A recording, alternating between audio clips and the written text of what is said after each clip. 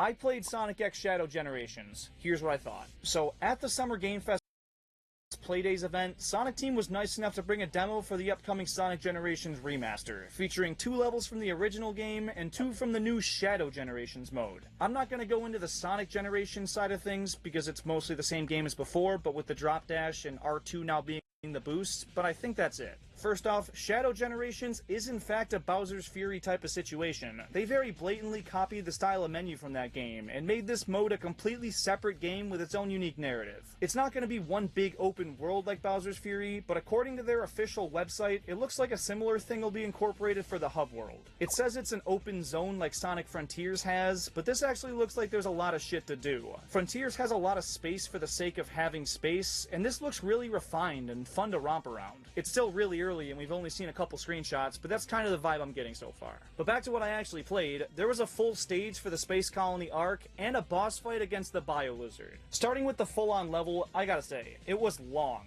Shadow's levels in the past tended to be post-adventure too, but where some of those seem to drag on and on for no good reason, this one goes by really fast. That's mostly because you're actually moving quickly. A big complaint with a lot of modern Sonic stages is that they're really short and end before they truly get going, but this felt like the perfect length in my opinion, and you're moving through the whole thing. It never really gets boring or slows down. Well, it does slow down, but it does that intentionally. By pressing L2 when the meter's full, you can activate Chaos Control, which pretty much freezes the world around you and lets you navigate obstacles that are otherwise kinda impossible to. This is such a cool gimmick. We've seen him use it in cutscenes time and time again, but finally getting to use it as the player feels incredible and adds a whole new layer of depth to these levels. Now, the quick time events they brought with them makes sense. The original game had them and it fits with time being slowed down, but they kinda date the game a tad, which may have been their intention, but I don't know. I gotta say though, all the visual variety in this level was a treat. It starts off feeling a lot like Final Rush, then switches to Eternal Engine to give a full Space Colony vibe, then it does a complete 180, sends Shadow through God knows where, and dumps him off in a distorted Radical Highway.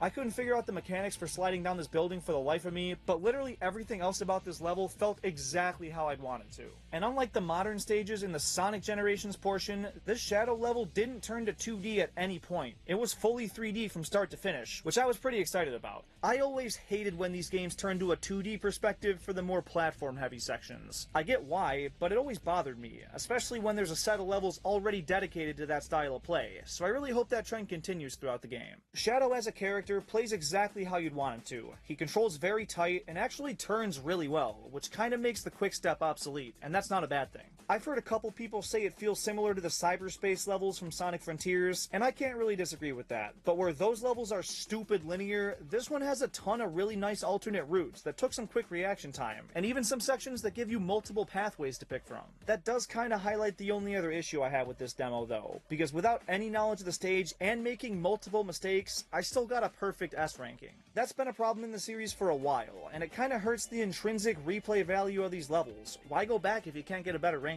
Back in SA2, an A ranking was earned. It took dozens of attempts, and you really couldn't get away with more than a couple slight errors. It kept me coming back to levels again and again, and more recent games kinda got rid of that. That's not a very big complaint though, because this was just one level, and it was one of the smoothest and most fun new levels I've played in a 3D Sonic game in a while. The spectacle moments felt truly impressive. They're not just loop-de-loops anymore. The fucking universe crumbles and Shadow's just falling through it. It's sick. And that carries into the Bio Lizard fight too. It looks so much more grandiose and epic compared to recent Sonic bosses, and is an excellent revival of a classic fight. In the original game, this one wasn't my favorite. It felt very basic and why the fuck are there bubbles, and this one starts off that same way, but then goes a completely new direction and gives him these massive arms that come swinging down and cause a whole bunch of nonsense that I absolutely loved. It felt similar enough to still be recognizable, carrying over all the same elements, but it rearranges them into something really special that felt so fresh. And then you play the other half of this game, and it feels the exact opposite. Sonic Generations is a good game, but half of it is really good, and half of it is really lame, and they just didn't do much to change that. Shadow Generations, though, doesn't make you play a boring classic Sonic level in between the fun stages, so it immediately makes it a much more appealing package. And this is actually the first time in any Sonic game that Shadow has just had, like, back-to-back levels. Every other time, he's incorporated with other characters that aren't half as good to play as, but here it's all the fun stuff. just the marshmallows, none of those Cheerio shits. I'm really excited for this game, even more so for that Ivo Robotnik journal. This is going to collect dust on my shelf, but still. It's looking like it's going to be fantastic, and probably the best modern Sonic game since the original Sonic Generations, which I know sounds harsh, but no.